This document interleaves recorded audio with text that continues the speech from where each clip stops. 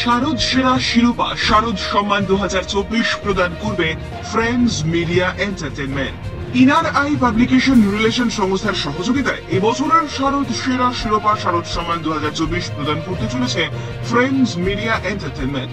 Friends media এন্টারটেনমেন্টের তরফ থেকে নির্দেশক শুভজিৎ বোস আজ এক সাংবাদিক সম্মেলন করে একথা জানিয়েছেন। এবছর দুর্গাপুজো পরিদর্শনের জন্য আমাদের কাছে উত্তর ও দক্ষিণ কলকাতা এবং বিধাননগর থেকে মোট 500টি আবেদন জমা পড়েছিল। দুর্গোৎসবের তৃতীয়া তিথিতে আমাদের অতিথি এবং সদস্যদের দল এই পুজো মণ্ডপগুলির মধ্যে থেকে বাছাই করা 300 পুজো মণ্ডপ ও মাতৃ প্রতিমা পরিদর্শনের পর জয়ী পুজো আয়োজকদের হাতে ষষ্ঠীর আগেই পুরস্কার তুলে দেবে মন্তব্য করেন তিনি।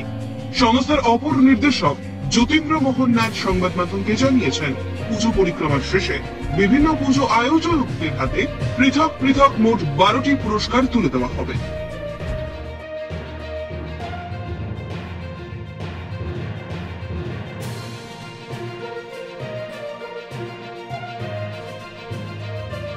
আমি ফ্রেন্ডস মিডিয়া অ্যান্ড এন্টারটেইনমেন্টের বিজনেস ডেভেলপমেন্ট এক্সিকিউটিভ হিসেবে এখানে কাজ করি। আর আমাদের প্রত্যেক বছরই শারদ সেরা শিরোপা হয়। আমি প্রথম বছর যুক্ত হয়েছি, তো ভীষণ ভালো লাগছে। আর মানে এখন যা পরিস্থিতি চলছে, সেই পরিস্থিতির মাঝখানে যে আমরা পুজোটা করে উঠতে পারবো, মানে এটাই একটা খুব বড় জিজ্ঞাসা চিহ্ন ছিল। তো সেখান থেকে পুজো হচ্ছে এবং আমরাও চেষ্টা করছি যে জাস্টিসটাও সাথে থাকুক এবং তার সাথে যেন আমরা মা দুর্গার আরাধনাটা করতে পারি, কারণ জাস্টিসটা তো মেয়েদেরকে নিয়ে আর দেবী শক্তির আরাধনা তো করতেই হবে। তো এই চেষ্টা নিয়েই আমরা মাঠে নেমে পড়েছি। আর প্রচুর পুজো আমাদের লিস্টে এসেছে, বা তার মধ্যে থেকে আমাদের সিলেক্ট করতে হবে বেস্ট কোনটা। আমরা প্রত্যেকবারের মতন এবারও চেষ্টা করছি 10 থেকে 15 জনকে শারদ সেরা শিরোপার সম্মানিত করার। ডক্টর ইতিয়া জানায়, আমি ফ্রেন্ডস মিডিয়ার সাথে কাজ করেছি এবার শারদ সেরা শিরোপাতে, এবং কাজ করে আমার খুবই ভালো লেগেছে। এরা আমাকে যে লুকটা দিয়েছিল খুবই পছন্দ হয়েছে আমার, এবং আশা করি সামনের বছর আবার কাজ করবো ওদের সাথে।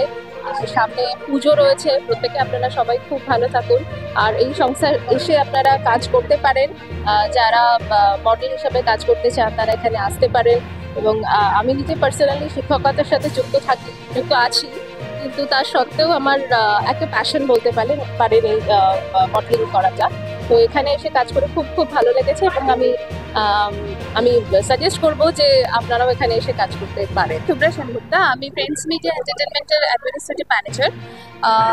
এবারের শারদ সেরা শিরোপা আমাদের যে সিচুয়েশন আমাদের তৈরি হয়েছে, সেখান থেকে গিয়ে আমাদের অনেকটাই খুব চাপের মধ্যে দিয়ে কাজ করতে হয়েছে আমাদেরকে। তার সত্ত্বেও আমরা চেষ্টা করছি সেই বিষয়টাকে ভালো করে রেডি করার, এবং প্রত্যেকবারের মতোই আমাদের এবারেও 500টা পুজো নিয়ে আমাদের রেজিস্ট্রেশন পড়েছে, কিন্তু 500টা পুজো থেকে আমাদের তো 500টাকে কভার করা মুশকিল। তো সেক্ষেত্রে আমরা 300টা থেকে আবার সেখান থেকে সেরা 10টাকে আমরা সিলেকশন করে তাদেরকে অ্যাওয়ার্ড আমরা দিই। পরিবেশ বান্ধব তো ওটা তো সবচেয়ে আগে প্রয়োজন, কারণ ওটার জন্যই আমরা বেঁচে আছি। তো ওটা ভীষণ ইম্পর্টেন্ট। প্রতিবাদ তো করতেই হবে, কারণ বিচারটা আমাদের কাছে সবচেয়ে বড় ইম্পর্টেন্ট জিনিস, সেটা আমাদের আগে। তো সেটাকে মাথায় রেখেই আমরা যাবো এবং সব জায়গায় পুরস্কার দেবো, সেটাও ভাবনা চিন্তাটা আমরা মাথায় রাখবো, সেটাকে ধরে রেখেই কাজ করবো। সুস্মিতা সিং, আমি অলরেডি একটা আলাদা কাজ করি, আমার অকুপেশন আলাদা, বাট আমি ফ্রেন্ডস অ্যান্ড মিডিয়া থেকে আমি জয়েন করেছি অ্যাজ আ মডেল। and ওনাদের ব্যবহার everything was very nice, they are very friendly, so I really enjoyed। Shiva diary है एंड ये हम लोग सारी टीम है, और हम लोग मतलब सब मेकअप आर्टिस्ट हैं, और हम लोग को यहाँ फ्रेंड्स एंड मीडिया एंटरटेनमेंट में काम करके बहुत ही अच्छा लगा। हम लोगों ने बहुत सारे लुक क्रिएट किए, और आप लोग अभी देखोगे बहुत सारे लुक को भी कैसा लुक है क्या नहीं है। बट हाँ, अभी और आगे वाले फ्यूचर में जो भी पूजा होगा और भी सोचते हैं कि और भी अच्छा काम करें हम लोग इन लोगों के साथ। ডক্টর রিনা, তো এখানে আমি 2 বছর ধরে কাজ করছি, খুবই ভালো লেগেছে। প্রতি বছরই যখন পুজো আসে তো মেকআপ, এখানের ইন্ডাস্ট্রির মেকআপ আমি করি, তো আমার এখানে মেকআপ করে খুবই ভালো লেগেছে। আমাদের এটা 3য় বছরের প্রতিষ্ঠা, তো আমরা এটা চাইছিলাম আরো বড় করে করার, মানে কলকাতায় মোটামুটি আরো 500-600 পুজো কভার করার চেষ্টা করছিলাম, but due to some unavoidable circumstances আমাদের এটা একটু ছোট করে করতে হলো। তো তাও আমরা 150 থেকে 200 পুজো কভার করছি, এবং চেষ্টা করছি সব রকম উত্তর, দক্ষিণ, মধ্য কলকাতা এবং সল্টলেকের মেজর পুজোগুলোকে কভার করে তাদের মধ্যে থেকে যারা শ্রেষ্ঠ, বিভিন্ন ক্যাটাগরিতে যারা শ্রেষ্ঠ আছে তাদেরকে আমরা পুরস্কৃত করব। আর এইভাবে আমরা এগিয়ে চলবো। নেক্সট ইয়ার আশা করা যায় যদি সব কিছু ঠিকঠাক চলে, এর থেকে বড় করে আমরা আরো এটাকে আয়োজিত করতে পারবো। পুরো কলকাতা কভার করছি, কলকাতা উত্তর, কলকাতা দক্ষিণ, মধ্য কলকাতা, এছাড়া তার সাথে আমাদের সল্টলেক আছে এবং হাওড়ার কিছু পুজো আছে। টার্গেট 12টা পুজোতে আমরা টার্গেট করেছি যে পুরস্কার দেওয়ার জন্য। আর মোটামুটি আপনার আমাদের প্রায় 500-র উপরে পুজো পড়েছে নমিনেশন।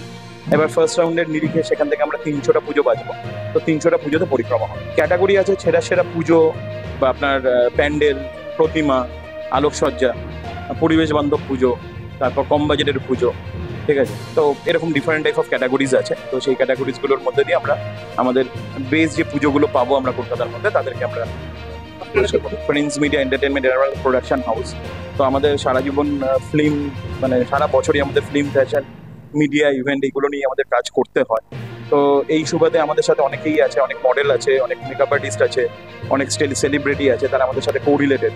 তো ডিফারেন্ট টাইপ অফ সেগমেন্টে তাদের সাথে আমাদের কমিউনিকেশন, বুঝতেই পারছেন পুজোটা সবার, নানা রকম প্রোগ্রাম, নানা রকম জায়গার।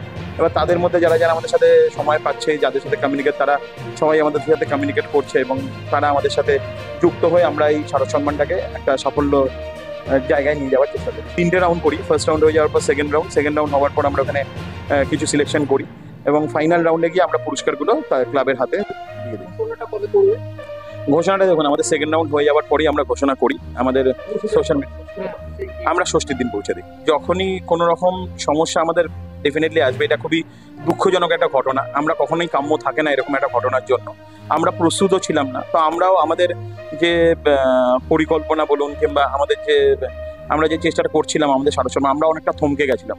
কারণ এই ঘটনাটা শোনার পর আমরা কিছুদিন না মানে স্থির করতে পারছিলাম না যে আমাদের কি করা উচিত কিংবা উচিত না। কিন্তু দেখুন ব্যাপারটা হচ্ছিল কি, মা দুর্গা, আমরা যেটা বলি যে উনি দুষ্টের দমন, সৃষ্টের পালন করেন। তো উনি সুপ্রিম পাওয়ার এবং মেয়েদের দিক থেকে সবচেয়ে বড় যে জায়গাটা আমরা মা দুর্গাকেই ভাবি। তো ব্যাপারটা হচ্ছিল গিয়ে আশা করছি যে যারা এই জিনিসগুলোর সাথে জড়িত তারা ধীরে ধীরে তাদের জায়গাগুলো মা দুর্গার আমরা আরাধনা করছি এবং উনি আছেন আমাদের সুপ্রিম পাওয়ার, তো উনি এগুলোর বিচার করবেন।